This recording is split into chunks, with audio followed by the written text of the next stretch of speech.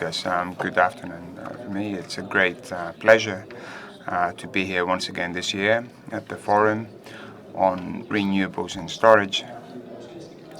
The presentation today is focusing exactly on that, focusing on storage.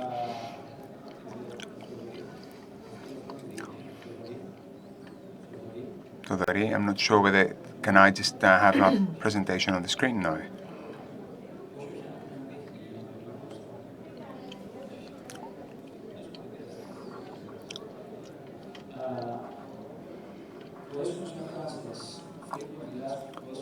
Questions and answers, frequently asked questions,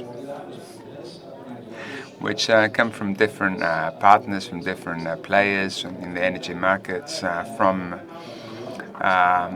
companies that have developed battery energy storage systems in Greece. And based on these questions, we're here to provide some answers which are based on some of the kind of more technocratic data. So the first question, what are the expected revenues from battery energy storage systems in the electricity market, so the day-ahead market? In order to answer this question, we need to have a simulation. The simulation takes into account two steps. The first step is the market operation, how exactly it works in the market stock exchange and Admiye. So the day-ahead market, intraday market, central scheduling, and real-time balancing market every 15 minutes, just like real-time operation. Then the results from that simulation, the day-ahead market clearing prices, reserve prices, balancing energy prices, which is basically the prices that we have in storage and balancing market. And from these values and another optimization model are used to optimize the revenue of the batteries from each operation in these markets. We assume that the battery is price taker, which doesn't set the price of the market due to its size. So if we have a capacity of 8,000 megawatts and the battery is 5,000 megawatts, then it's a price taker.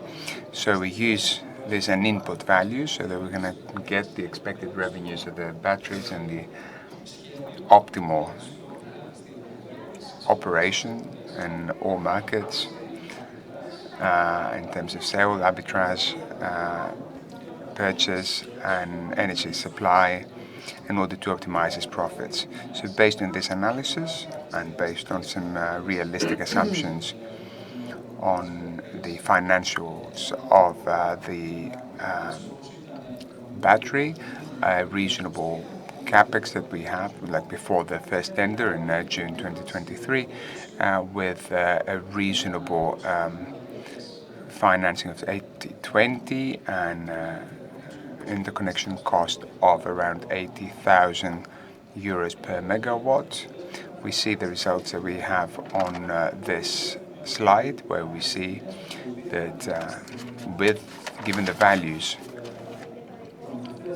that we had from suppliers, from storage suppliers in June 2023 before the tender, the values that could probably give a reasonable IRR would be around 90,000 euro per megawatt. Of course, the shareholders' IRR would be slightly higher.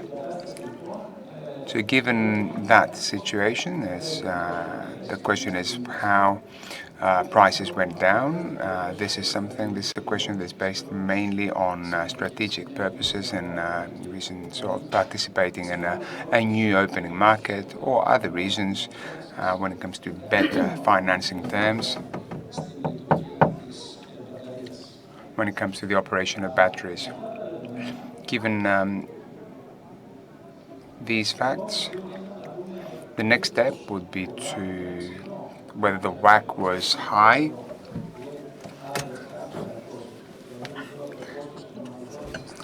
whether a slightly lower cost would make a better production of the battery. And this graph shows that with a bid revenue of 40,000 euros per megawatt and a WACC that would be much lower, around 1.5%, then the result would be positive. Of course, if it was lower, then if it was below 1%, if a company therefore could be financed with a minimal borrowing cost or with own funds, then even with 40,000 euro per megawatt, the result would be great, would be exceptional.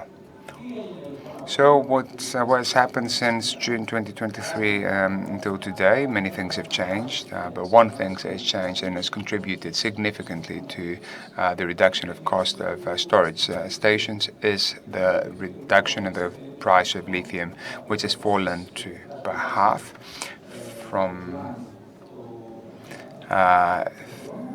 300,000 per ton to 163, which means that the supply companies now have the ability to offer much lower prices than they had done back in June to the participants. And of course, this means that with these prices, with a capex of around 215 million euros per 1,000 euros per megawatt per year, then these projects can be more competitive with much better project IRR, better NPV, which is positive for private investors, and a WACC of around 4.5%. As assumed initially. So therefore, we've seen a significant improvement over the last 4 months, and we see that being improved under the same exactly terms, in terms of the borrowing, as we saw in the first slide. So with a bid revenue of around 50,000-60,000, you can see that the project IRR is exactly 8%. As reasonably would be expected by a private investor before making an investment. So with that kind of bid revenue, everybody would be happy with this kind of lithium prices. However, the question is now whether we need to go for a tender in order to receive a price that is going to be the right price for the next 10 years. This is a question that we're going to answer shortly. At first sight, and this was shown also by simulations, that the revenue can go to 95 to 100 megawatts, 100,000 euros per megawatt per year if we don't go to tender. So as a sort of first reading of this, then we just see that it's more profitable for an investor to go directly to market and participate in market and get the revenue that they expect based on the simulations that we've carried out, rather than go to tender, which is going to give them a price of around 50,000-60,000 euro per megawatt. This is just a general conclusion that we got from all this analysis that I've explained here. Also in this slide, what you see is that with the bid revenue of around 60,000 euro per megawatt, with exactly the same WACC at 5.4%, we get to, with today's price of the storage equipment, which is at 215,000 euro per megawatt hour. This is how it's been taken into account in our analysis, that we get to a very good project IRR of around 8%, and correspondingly to NPV and all the indices for a private investor.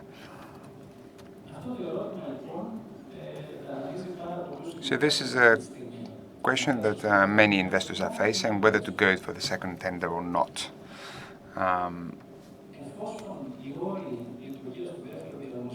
For as long as the terms are at the same level, and therefore the values for the bid are exactly the same as the first tender, then it's probably not going to be that profitable for an investor. The optimal case, would, as we said earlier, would be to go directly to market in order to get an even higher revenue than they would get from the tender. And then, of course, there's a question, how can I finance my project? As we're going to see from experience from other countries and other slides, is that the experience from other countries shows that it's not necessary for someone to have a revenue in order to have either before the meter or standalone storage. This is something we're going to see in the following slides. What certainly happens at the RES aggregators, which are also going to become BESS aggregators after a few years, after 2 or 3 years, can provide a fixed revenue, like PPA, to a battery owner, so they can get a fixed amount of money, and that would just give them security to finance their project without having to go to tender. Aggregators they already know the situation, and that's why they're now examining this possibility in order to attract potential clients. Let's look at what's happened now in England. We started in 2016 with an auction for enhanced frequency response, the EFR, which got to £9.44 per megawatt, which is what the battery gives to the system, and that remuneration was additional to the money given by the market.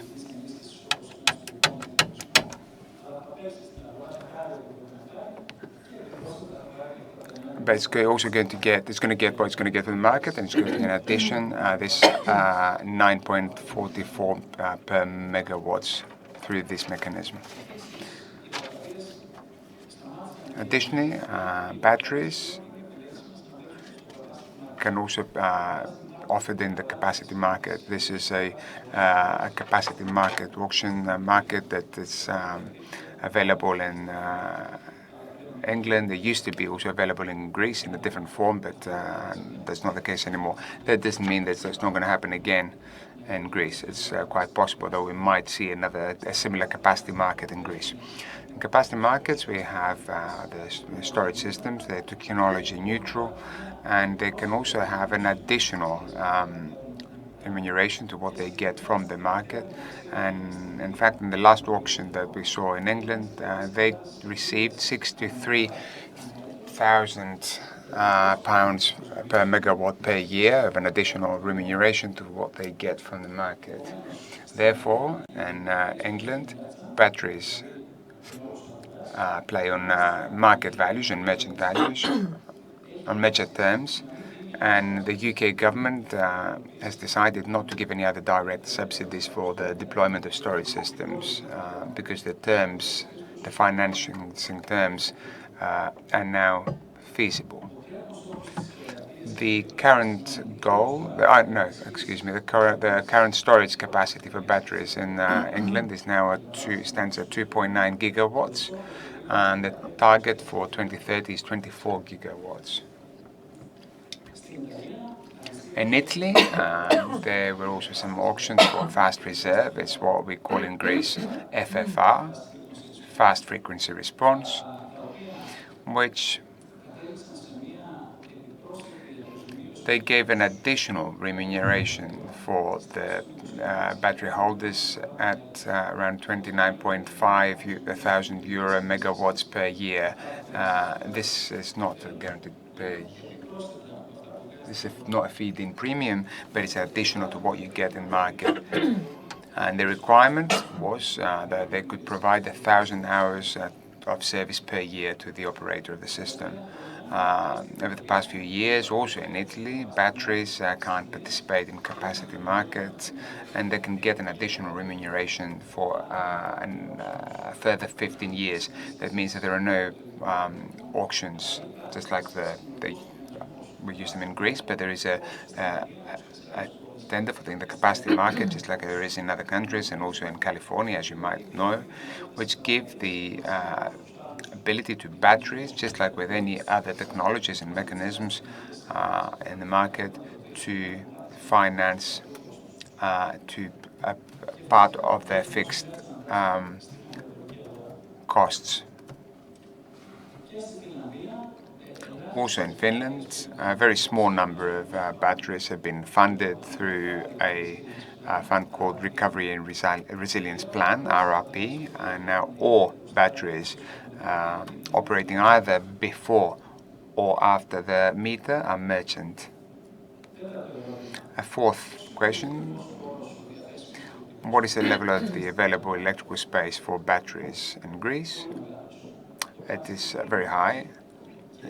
The answer is very high.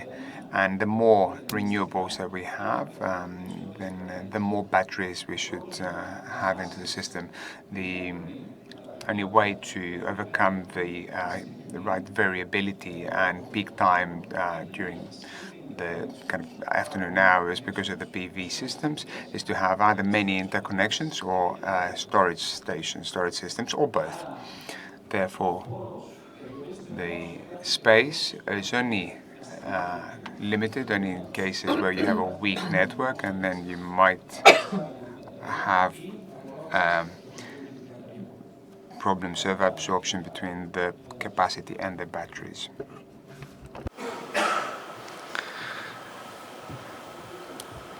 Στα πλαίσια των προτεραιοτήτων οι οποίες έχουν αναπτυχθεί και έχουν βγει.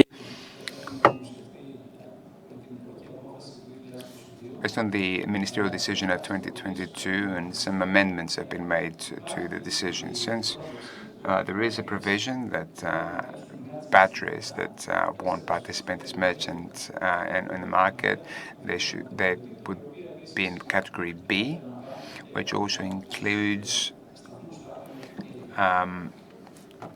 res station systems with PPA.